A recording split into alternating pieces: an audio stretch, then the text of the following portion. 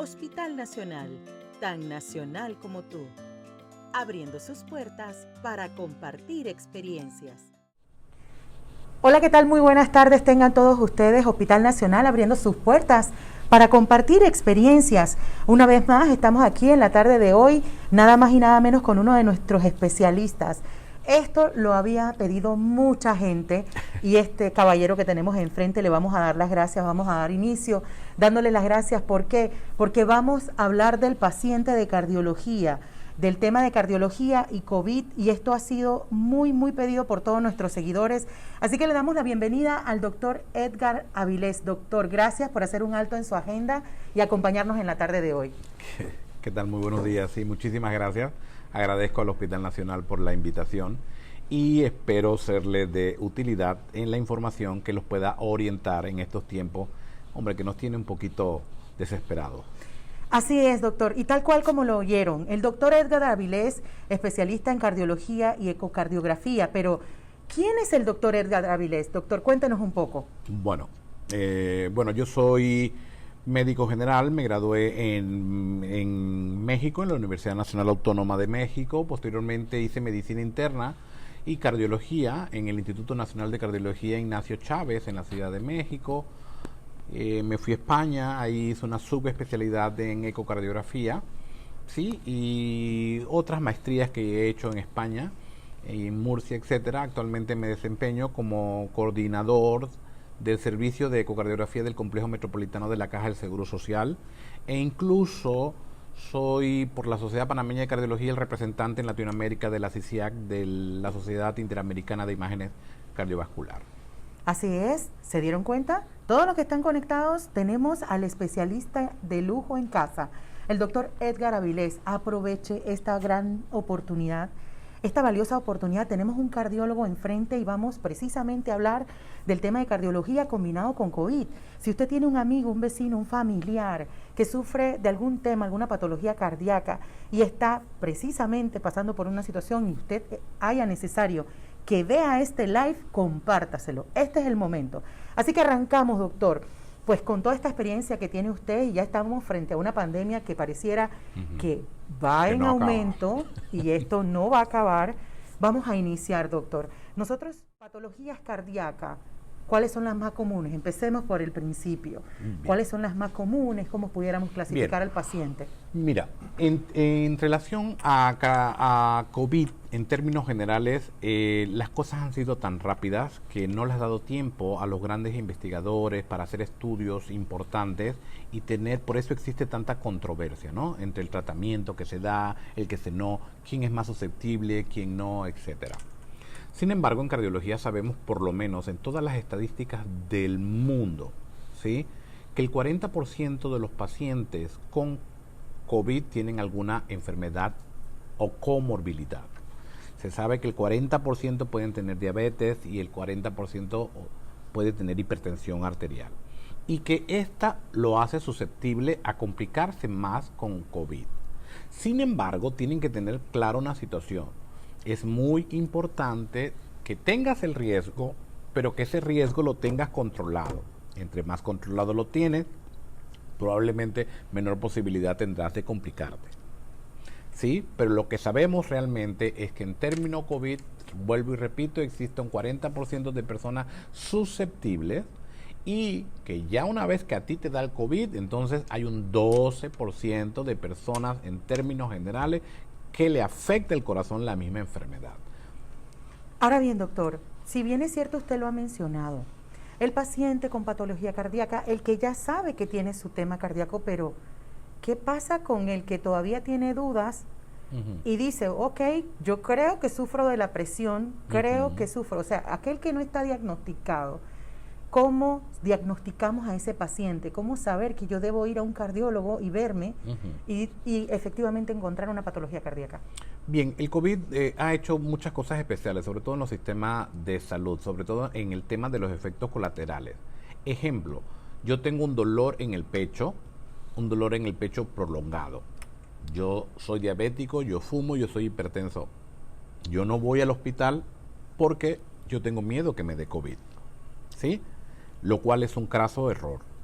El no ir al hospital a que me atiendan, probablemente en ese paciente susceptible, ¿sí? No es lo mismo que yo tenga 23 años, que no fume, no tenga diabetes, no tenga presión alta y tenga un dolor en el pecho que puede ser una gastritis. ¿Sí? Hay que usar también un poquito de sentido común, pero también es imperdonable que ante el contexto de esta susceptibilidad que les estoy mencionando, yo tenga un dolor en el pecho que es prolongado y no me acerca hasta 24 horas después, cuando ya es muy tarde y cuando estás muy complicado. Es lo mismo que pasa también en COVID-19. En COVID-19 hemos visto, si estamos viendo, que las personas que más se están complicando son las personas que se están tardando en buscar atención, ¿sí?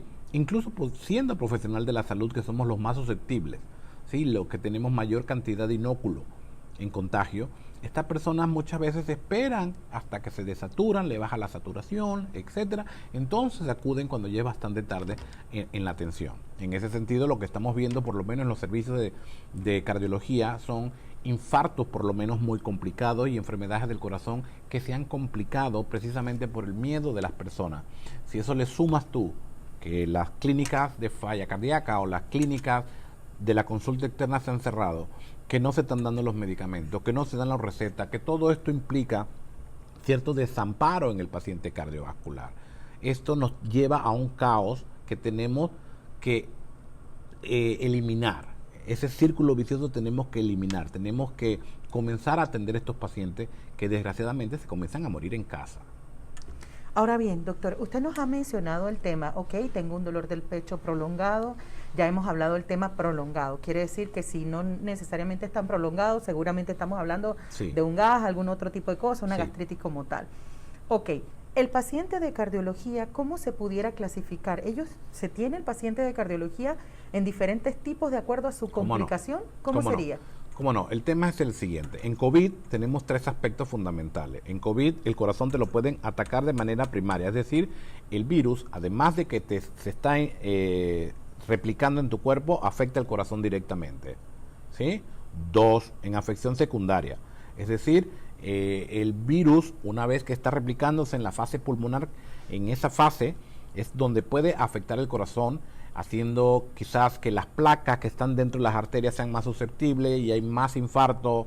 El tema de los medicamentos, que si actúan o no sirven o no, estamos usando medicamentos. Hay muchísima controversia en las redes sobre algunos medicamentos, si sirven o no sirven, si estos medicamentos están asociados a arritmias o no, si tienen algún tipo de beneficio o no. Y la misma lesión en sí, la misma inflamación hace que se formen muchos coágulos en el cuerpo. Y esos coágulos en el corazón son catastróficos, produciendo sobre todo coágulos que se van al pulmón. Y existe además una fase terciaria, es decir, de otro tipo de afección, que son personas que ya tienen enfermedades en el corazón, que ya yo tengo una dilatación, una enfermedad en alguna válvula en el corazón, porque ¿qué pasa? Que la gran mayoría de las personas piensan, tiene dolor en el pecho, es enfermedad en el corazón. El corazón tiene 400 enfermedades, ¿sí? Y esto es mucho más complicado, que van desde arritmia, enfermedades en las válvulas, en el pericardio y un millón de otras cosas que implica, ¿no? Entonces, en resumen, podríamos decirle que existen 3 afecciones en COVID, en la afección primaria, secundaria y la terciaria o secundaria a estas personas que tienen enfermedades que se les reagudiza durante la enfermedad, que son más susceptibles a estar complicados. Ahora bien, doctor, si bien es cierto, estamos hablando de aquella persona que está diagnosticada como tal y que tiene sus temas cardiológicos, pero el paciente regular, aquel que piensa o dice que nunca ha sufrido nada del corazón, ¿cómo ha sido ese comportamiento en COVID? ¿Puede llegar a afectarle? Ya que usted menciona que lo afecta directamente. Sí, cómo no. Hay mucho miedo y se están investigando las cosas, y eso es lo primero que deben tener claro, porque eso es lo que nos está llevando a la controversia y el caos. ¿Sí? ¿Por qué? Porque se presta a la charlatanería o se presta a emitir opiniones no científicas o no fundamentadas. Y la medicina nunca había sido tan cuestionada, ¿sí? El método científico como ha sido ahora. Entonces, en ese sentido, es importante que la gente esté orientada en que algunas cosas no han cambiado. Como que, hombre, yo tengo 40 años, yo tengo obesidad, ¿sí? Yo no me he hecho nunca un electrocardiograma, yo nunca me he checado la presión, porque lo que se trata es de hacer medicina de prevención primaria. Y que la gente tenga COVID o no, o estemos o no en pandemia, hasta ahora nos estamos dando cuenta de lo importante que es prevenir. Lo importante que es asistir a los 40 años, probablemente un hombre y una mujer debería tener por lo menos un electrocardiograma, ¿sí? Saber cómo está su perfil de lípidos, saber cómo está su hemoglobina glucosilada. Hombre, sí, no es nada extraño ver que la gran mayoría de las personas andan por lo menos en sobrepeso.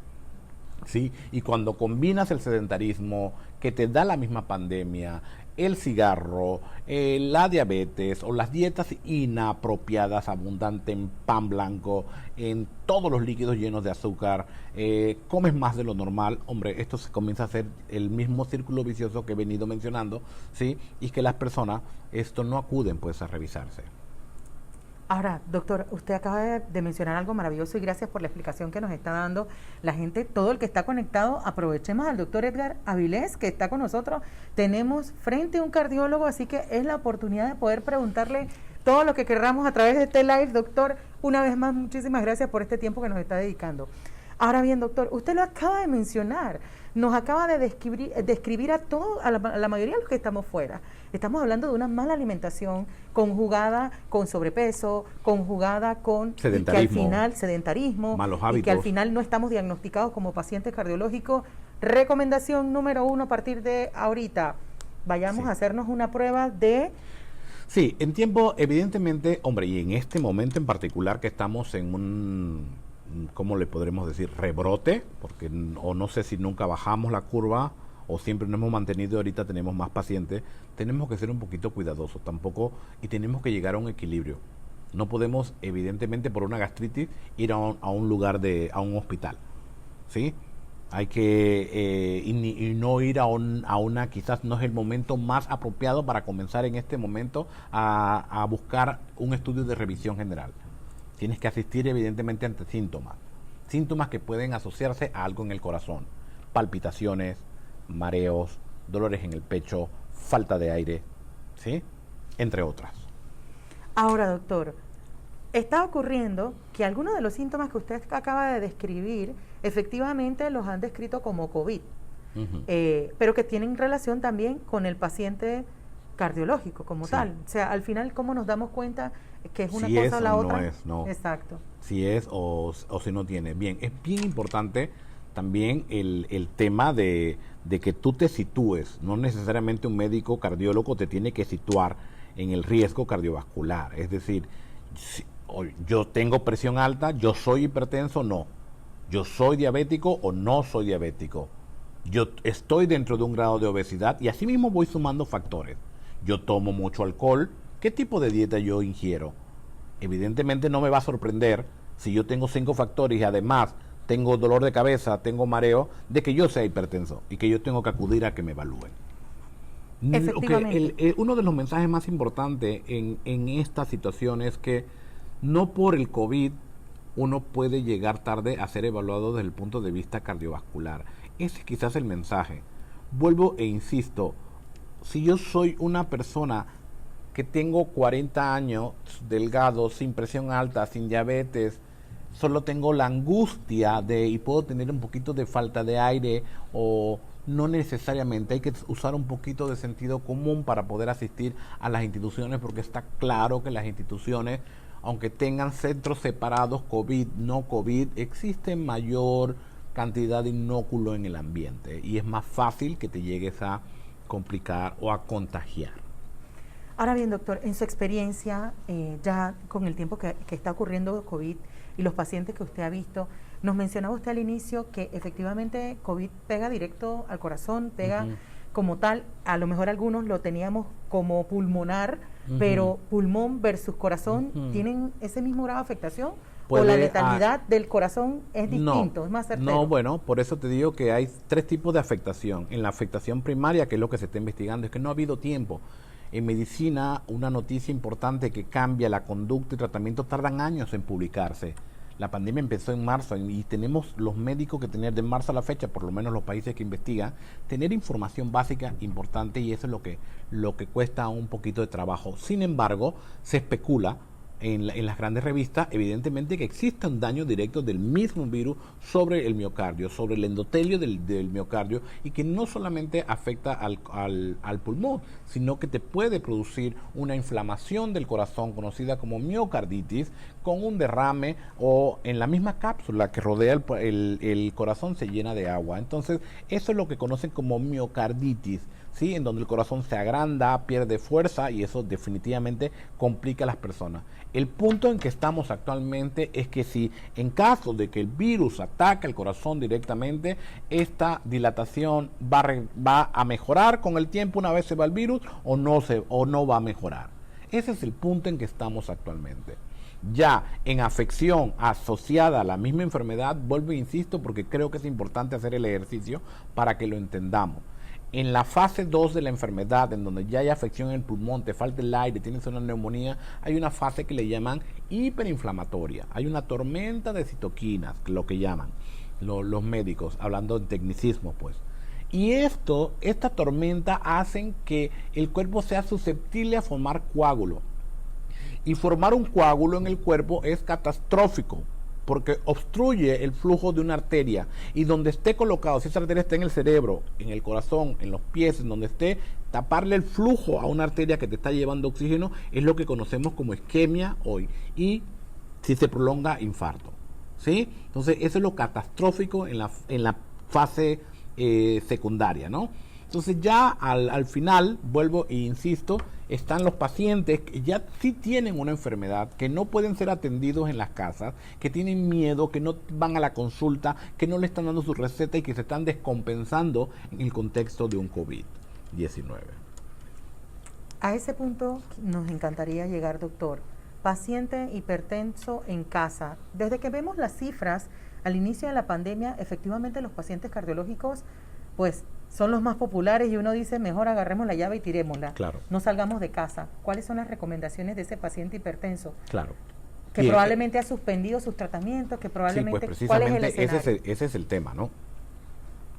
Cada día está más difundido el tema de autocontrol de la presión arterial, ¿no? Ya vemos que en muchos centros y farmacias o locales venden equipos para que tú estés familiarizado y estés checando la presión arterial, y estés familiarizado también con los valores normales, que esto acaba de cambiar, porque la medicina está basada en la evidencia, y por lo menos lo que yo receto, lo que yo otorgo, tiene que estar basado en la evidencia. Desde el 2017 para acá, las grandes sociedades del American College y la American Heart Association han dicho claramente, bueno, que cambian los niveles. Ahora ser hipertenso es tener 130-80. 130-90. Ya desde ahí hay que evaluar al paciente, que puede tener o no puede tener problemas. Entonces hay que comenzar a concientizar a la población de que uno tenga un mejor autocontrol en casa, de que si puede y tiene acceso a estar checándose la presión arterial, de que esta es una enfermedad que no se cura, que va para adelante, que mi labor como cardiólogo es evitar que los órganos blancos del cuerpo, cerebro, corazón, riñón, no se afecten, ¿sí? Que yo te tengo que ir vigilando para que tú tengas un adecuado control de la presión arterial.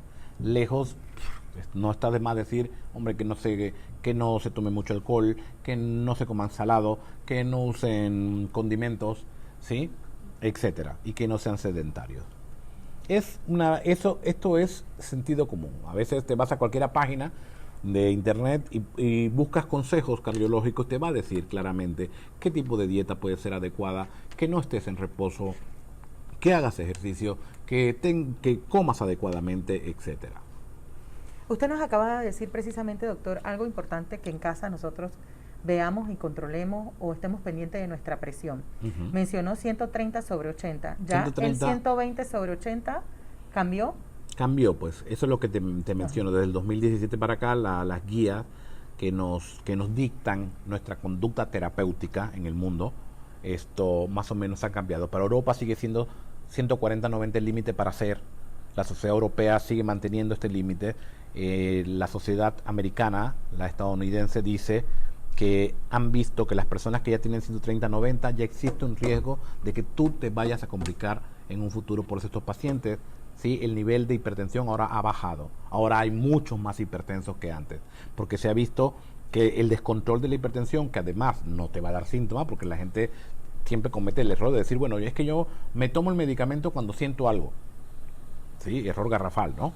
Es elemental.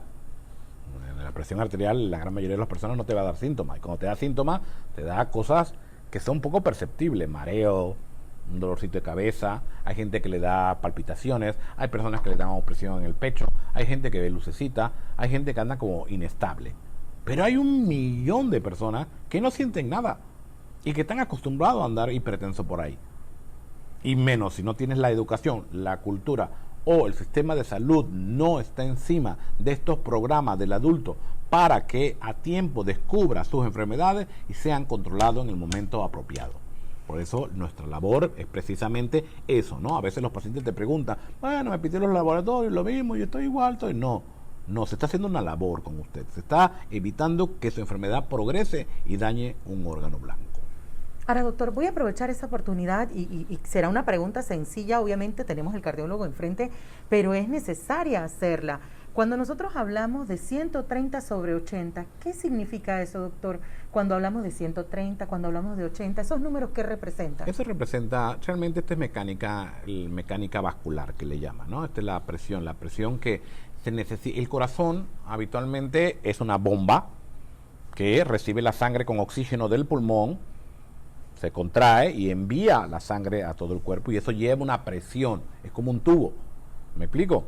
Entonces la presión que está saliendo va a depender evidentemente de la rigidez de que tenga la arteria y de la frecuencia que con lo que está latiendo tu corazón, y el producto va a dar la presión arterial, ¿sí? Nosotros tenemos una presión con la cual necesaria para que la sangre llegue a todos los órganos del cuerpo. Pensemos que esa presión está en 120/80.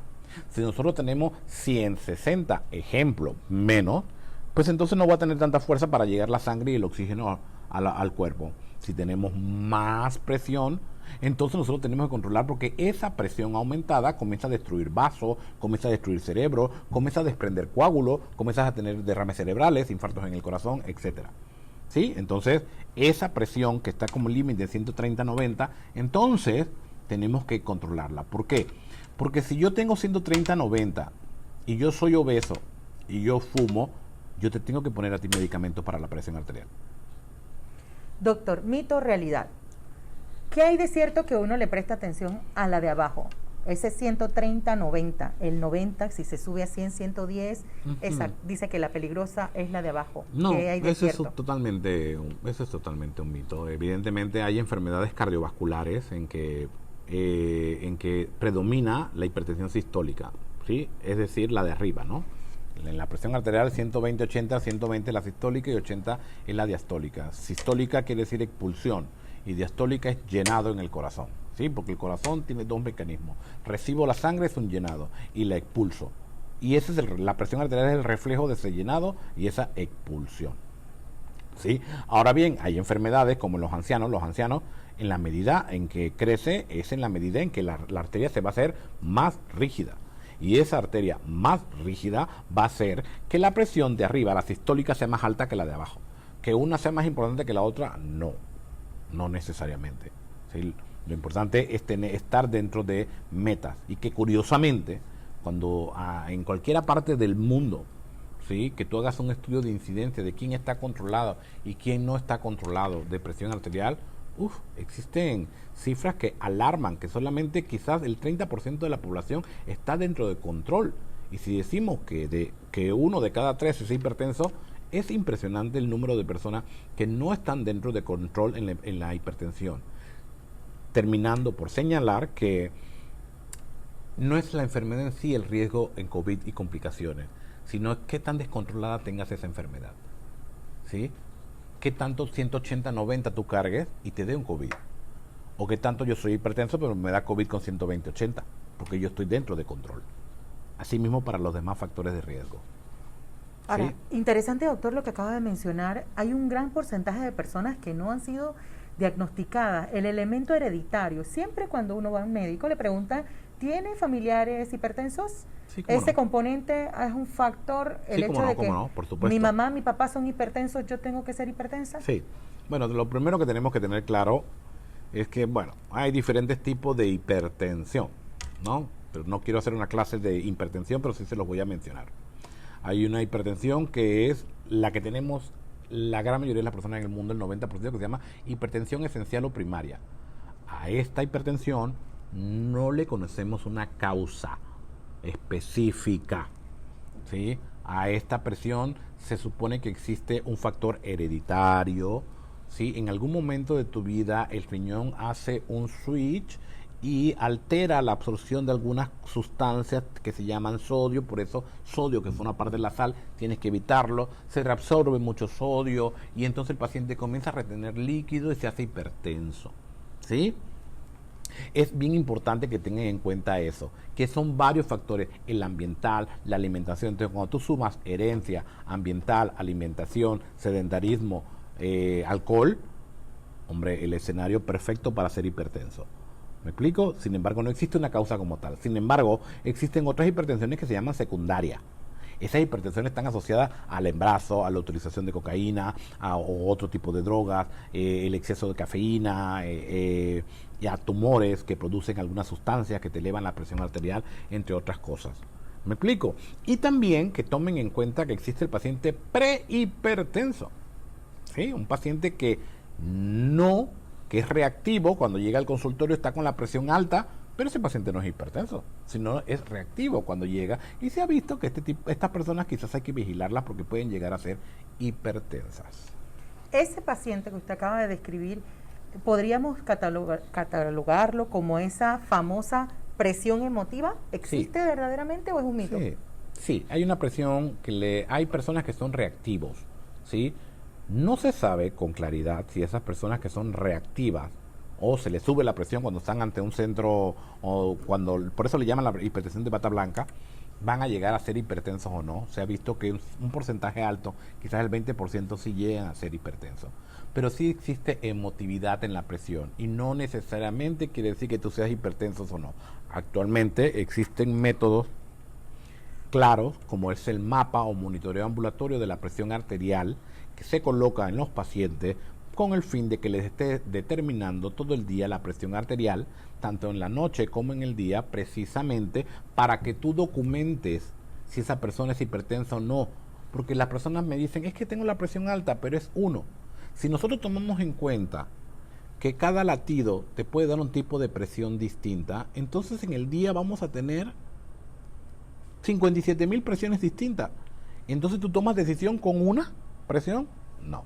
Por eso ya existen ahora los monitoreos ambulatorios de la presión arterial que nos pueden acercar a dar una idea más real de cómo es tu presión. ¿Cómo es tu presión arterial? Primero, estar claro de que tú eres hipertenso o no eres hipertenso. Y que una vez que eres hipertenso, señora, esto no se va a curar. Puede ser que un día usted tenga la presión normal, pero usted es hipertensa y usted requiere tratamiento y control de por vida.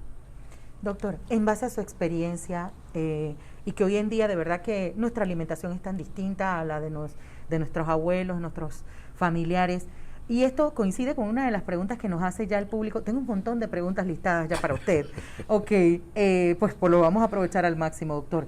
¿El estrés es un factor que afecta a la persona hipertensa? Claro. ¿O el abuso del estrés nos puede llegar a la hipertensión? Claro. ¿Qué me dice? Claro, pues son cosas que...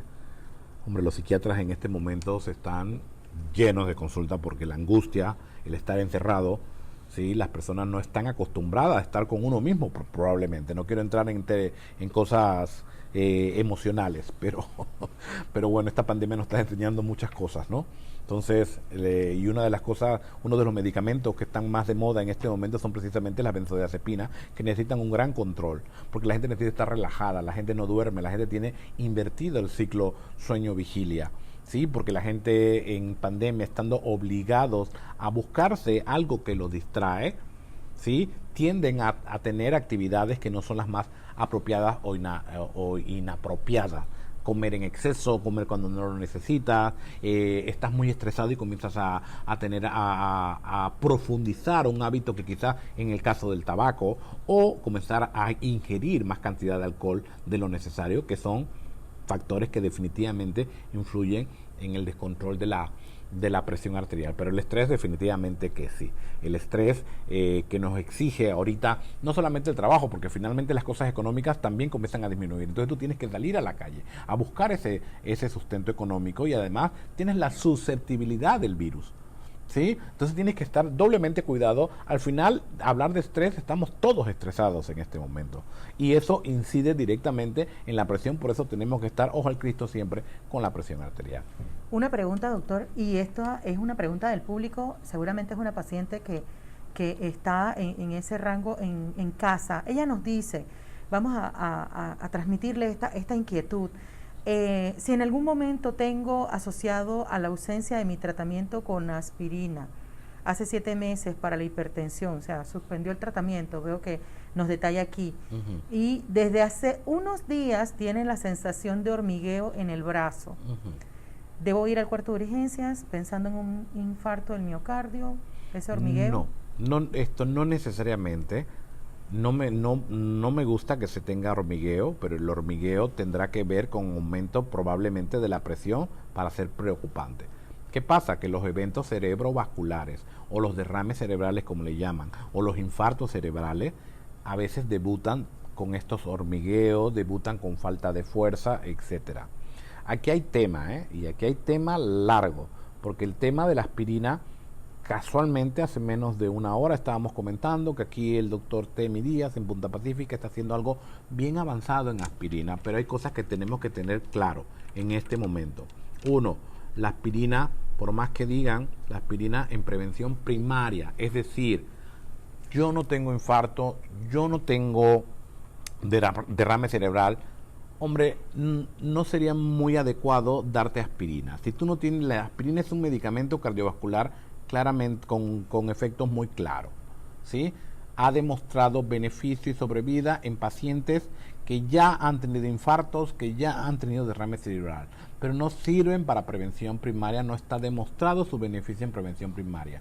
Ahora bien, como mencioné hace un rato, en COVID, cuando estamos en fase 2, fase 3, estamos precisamente con muchos coágulos, y el secreto de la aspirina o el mecanismo de la aspirina es evitar la formación de coágulos, así que la lógica le puede decir a algunos médicos incluso o a alguna gente que la aspirina sirve para evitar COVID, ¿sí?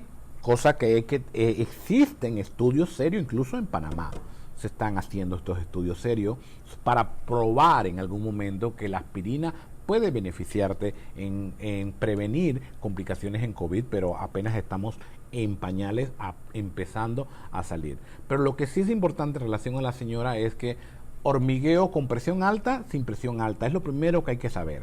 ¿Sí? Si yo tengo hormigueo en la mano y estoy teniendo 280 sobre 100 en la presión periférica de mi brazo, yo tengo que ir a que me atiendan inmediatamente. ¿Hay alguna diferencia, doctor? Y eso lo he escuchado en algunos pacientes de hipertensión.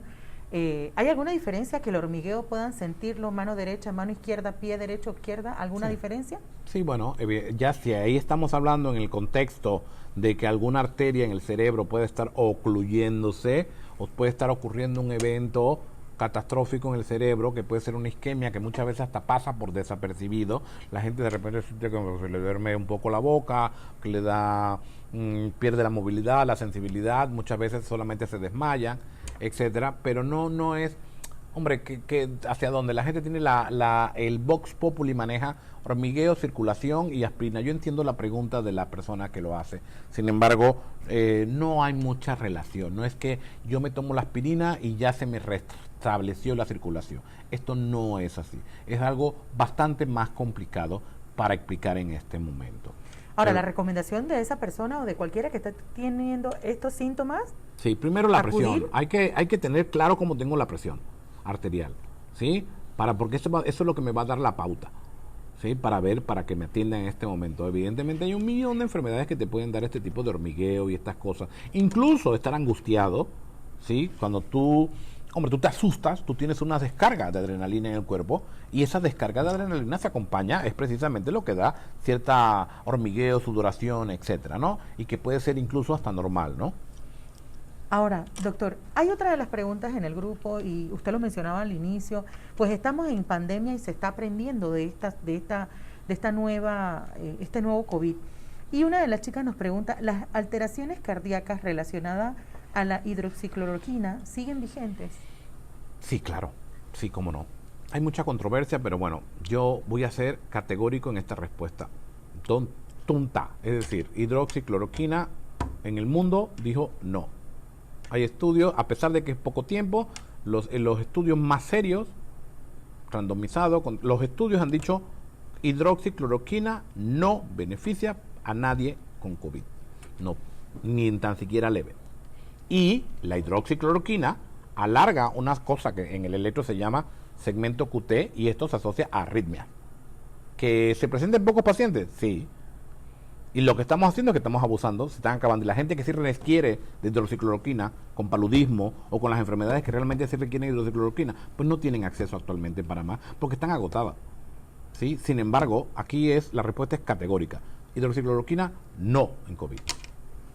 Bien, doctor, otra de nuestras pacientes que están conectadas nos pregunta: tengo enfermedad mixta del tejido conectivo, tomo aspirina y me da también hormigueo a veces.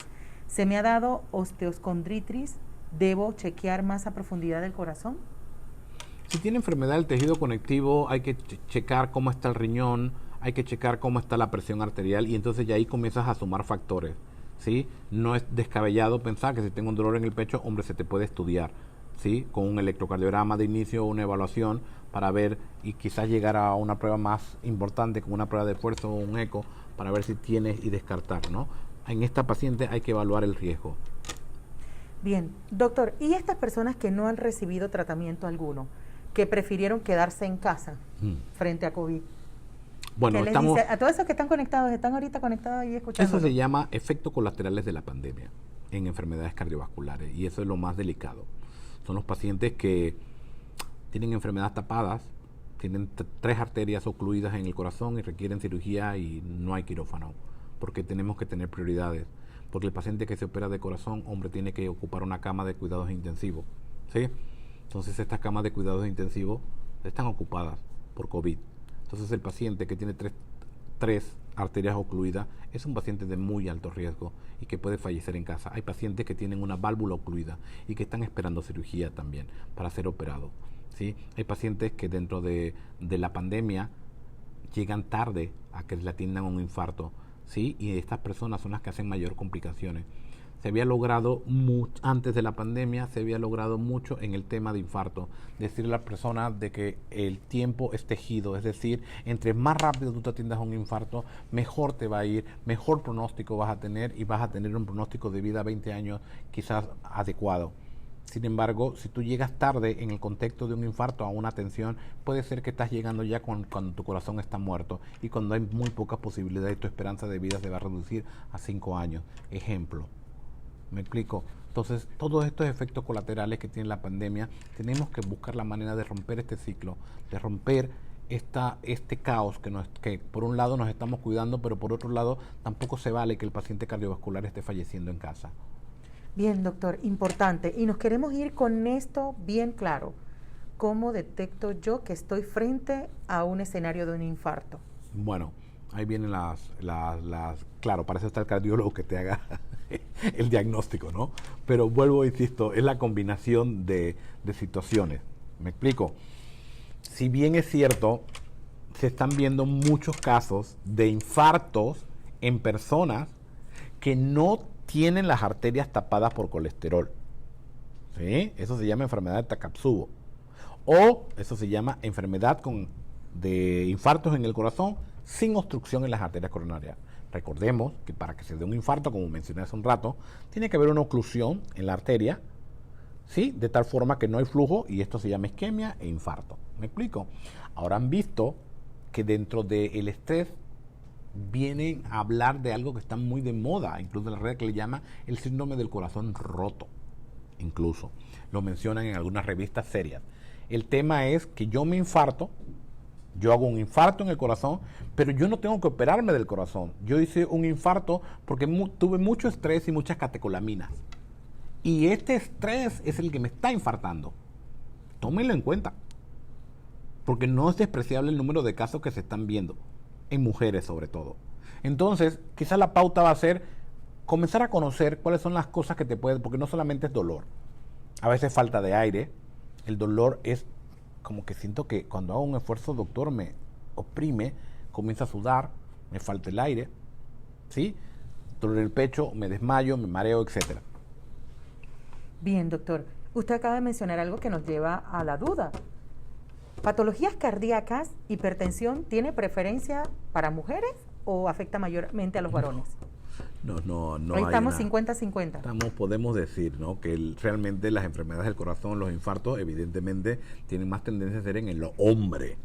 Los infartos son más en hombres que en mujeres, una ligera tendencia más. La mujer, como siempre se ha dicho, y esto es clásico, después de la menopausia comienzan a tener más susceptibilidad de enfermedades en el corazón, que quizás tenga que ver con una caída de los niveles de estrógeno, etcétera.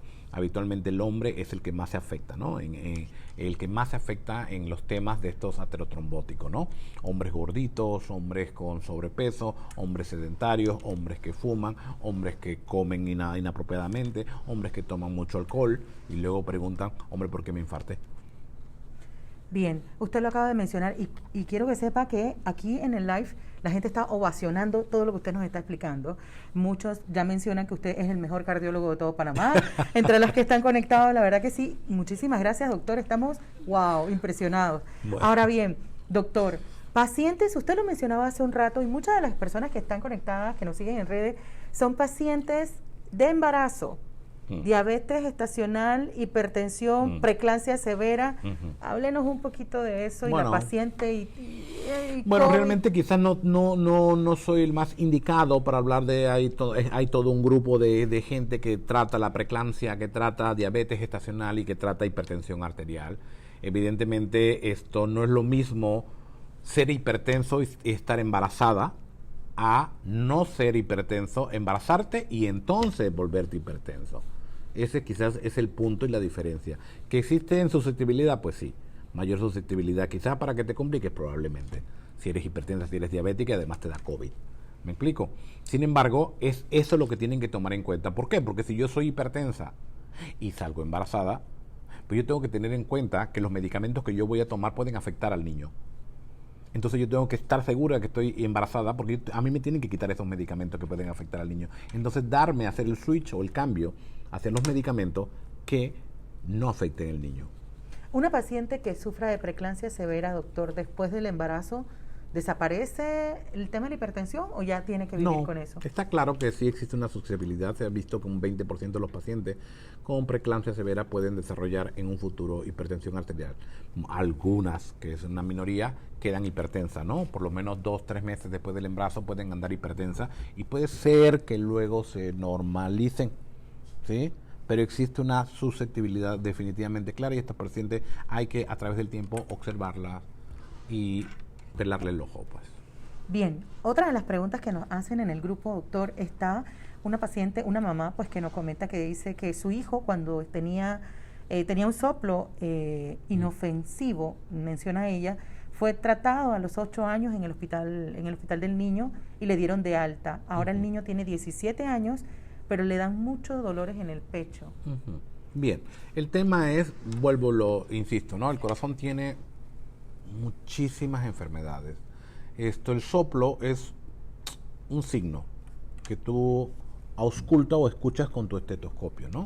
Es el sonido que escuchas en el corazón cuando la sangre se está acelerando y pasa por algo estrecho y hace eso es lo que tú escuchas. Bien, a manera así amplísima hay algunos tipos de patologías que tienen soplos, que los niños nacen con un soplo y desaparecen, sí es cierto, sí, y incluso hay tiempo, sí, pero la gran mayoría, muchos no, y hay que hacer el diagnóstico a tiempo y operarlo a tiempo cuando tienen alguna malformación, porque habitualmente un soplo con características que no son benignas pueden traducir una patología importante en el corazón de la persona. Ahora bien, si este niño le desapareció el soplo, sí, y no tiene y ya está seguro que desapareció, porque otra es esa, de que piensan que ya no tenían el soplo, pero no le han vuelto a revisar su corazón. Pero no necesariamente se acompaña, quizás un soplo, si me dice que yo tengo un soplo y me falta el aire, les presto atención. Pero dolor en el pecho habitualmente estamos hablando de otras cosas, otros tipos de patología que no necesariamente tienen que ver con soplos, ¿sí? Dolor en el pecho tiene que ver quizás con infarto, que es otro tipo de patología, ¿sí? Colesterol elevado, presión alta, diabetes, etcétera. Soplo es de nacimiento. Esto me va a dar más agrandamiento del corazón, quizás falta de aire, hinchazón, etcétera. Pero los dolores de pecho en personas jóvenes, hombre, hay que tomarlo con cierta cautela y no necesariamente es una prioridad en este momento. Doctor, cuando nosotros hablamos o cuando escuchamos infarto, paro, derrame, lo relacionamos al corazón.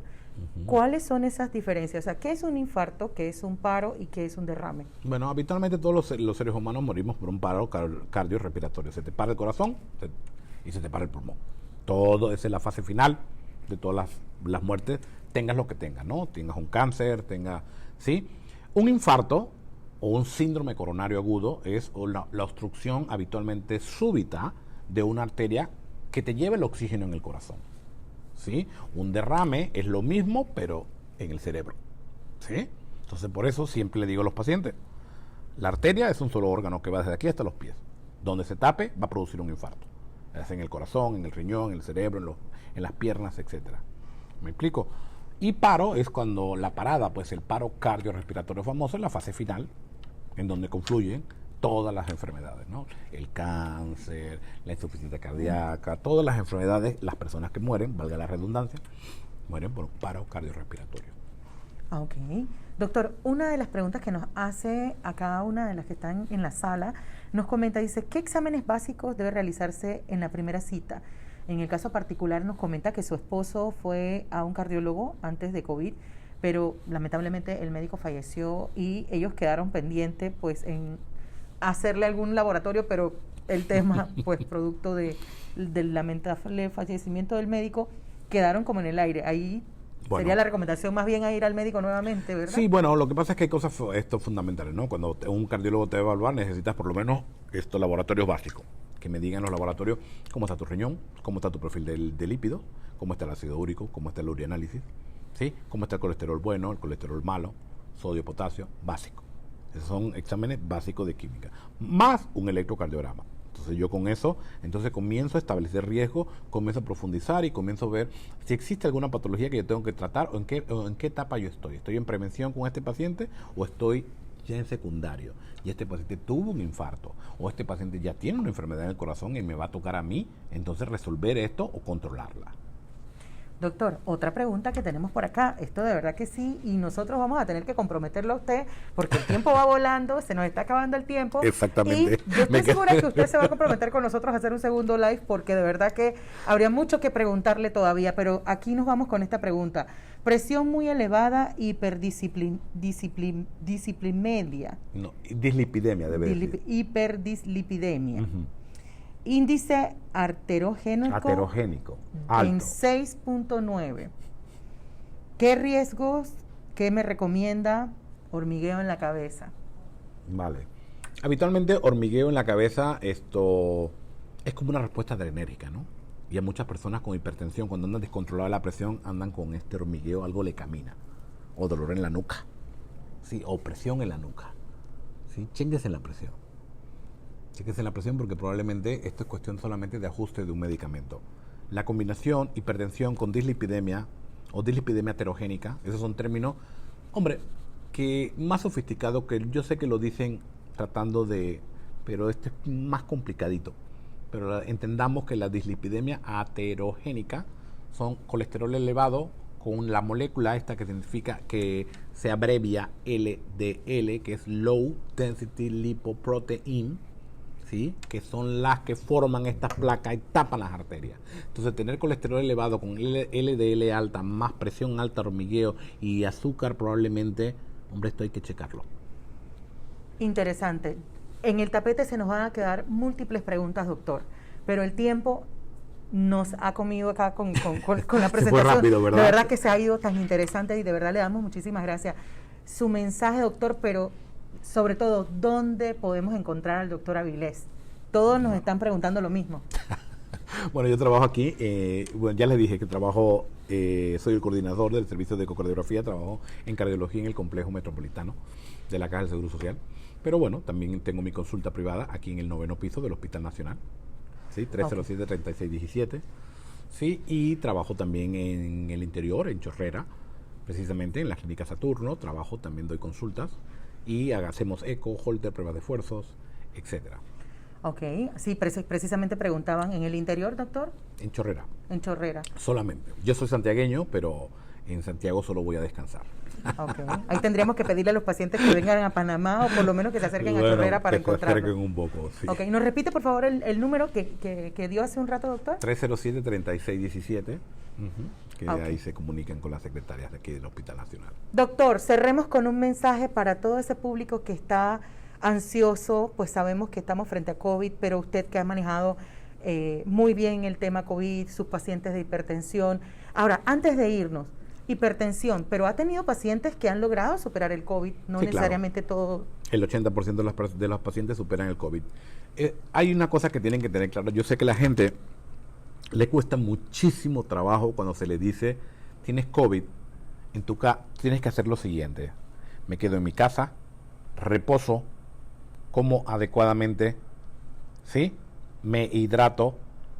El saturómetro es fundamental que se tenga, que yo tenga una saturación por arriba de 95, checármela 2 veces al día y estar pendiente, junto con los teléfonos, el 169, etcétera, ante cualquier eventualidad. Que no existe, que no ha demostrado que existe algún medicamento que evite, pues no. En la medicina que yo practico, institucional y basada en la evidencia, no existe ningún medicamento que va a evitar que tú llegues. Solo existen susceptibilidades. Sé que a la población le cuesta mucho trabajo entender esto y sé que la población dice, bueno, vitamina D, vitamina S, B, D, E, F, antioxidante, té de tilo, té de tucu, té de jengibre, té de no sé qué. Hombre, mientras no te haga daño, está bien. Pero ya usar medicamentos como hidroxicloroquina y ya algunas cosas que te puede complicar la vida, no lo hagas. ¿Sí? Hay que tener un poco de paciencia y estar observando. Yo sé que nos cuesta mucho trabajo entenderlo, de que no existe, pues no lo existe. Si tengo fiebre, tengo que tomar acetaminofén y tengo que hidratarme, ¿sí?